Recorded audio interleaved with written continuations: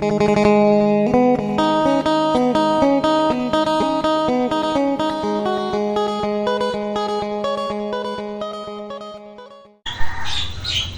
ดีครับพี่น้องป้องปายมาทุกกูทุกคนเด้อพวกพ่อกันมื้อนี้ตอนเช้าของวันที่4เมษายน2567พี่น้องมื้อนี้ก็สิพาพี่น้องมาเบิ่งเฮือนสิบ้างเฮือนสิบ้างตรงเฮ็ดบ่แล้วกระเทิบนี่พี่น้อง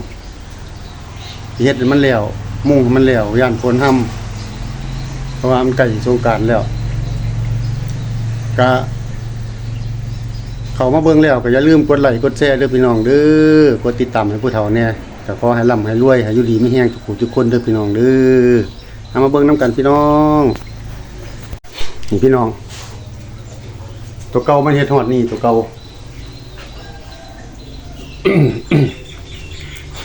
นี่ตัวเก่ามันเฮ็ดฮอดนี่บัดนี้ก็สิมางสังกะสีออกแล้วก็สิมุ่งต่อออกไปอีก6แผ่น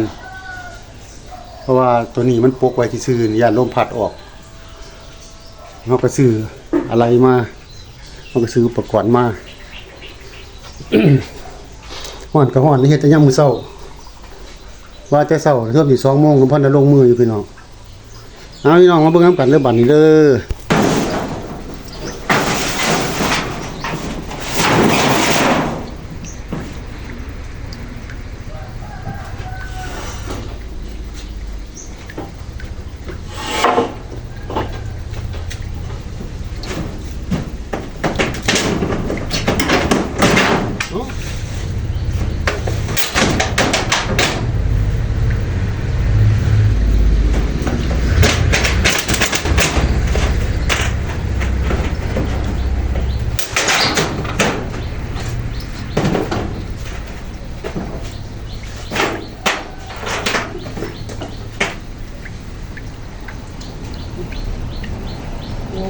ผมก็เลย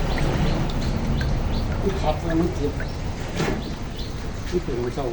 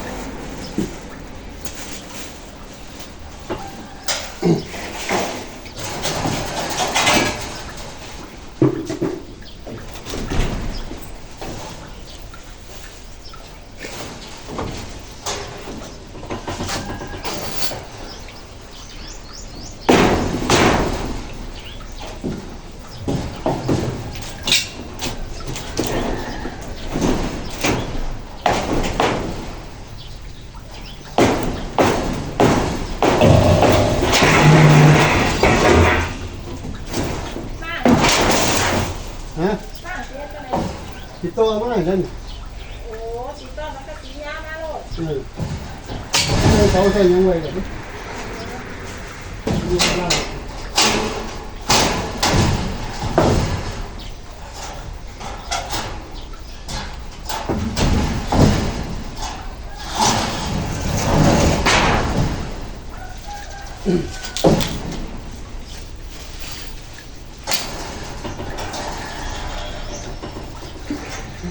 หมดยินแล้วเปลี่ยนเป็นโค้งเล็ก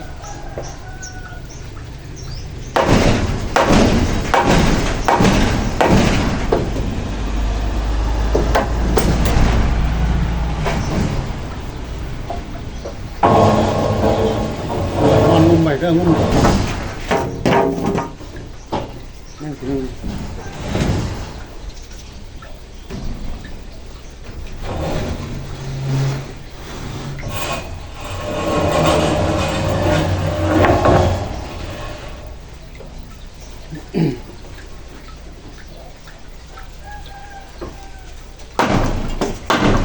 นี่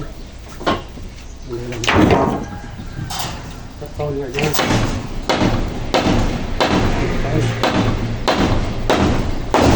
เขาก็ได้แล้ว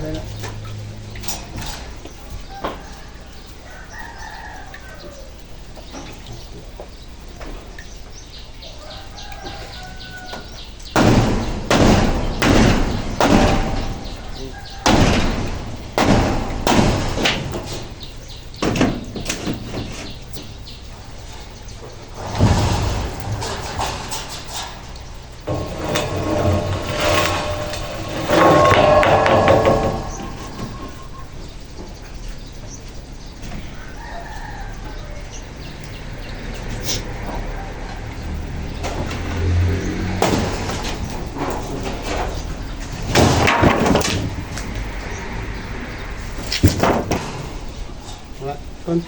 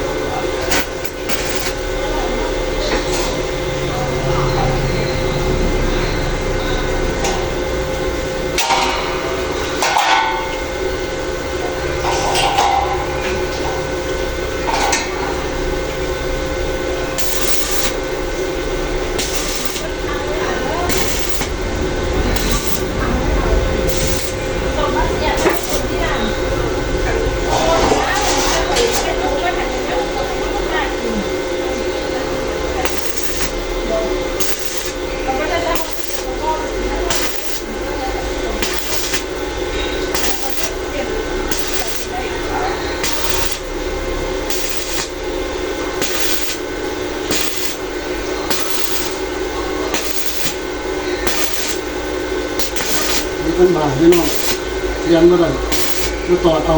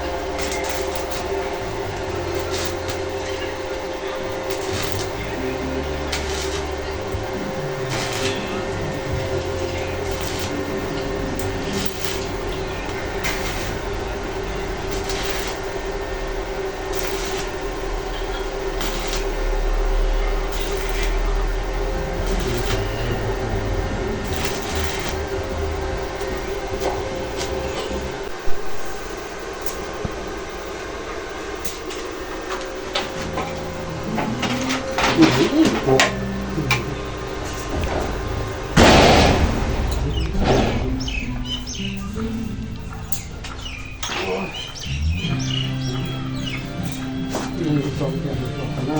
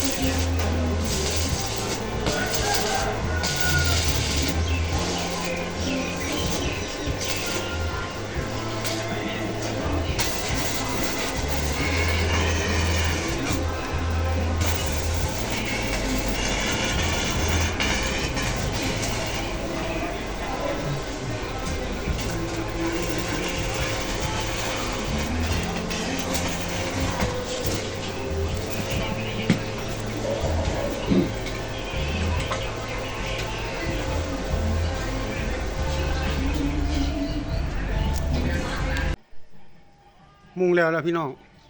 ยังจะตัดส่วนเล็กว้ายมันแดดร้อนเว้ยจนค่ำพุ่นแล้วจังแล้วตอนเที่ยงก็ไปเลี้ยงงัวซะก่อน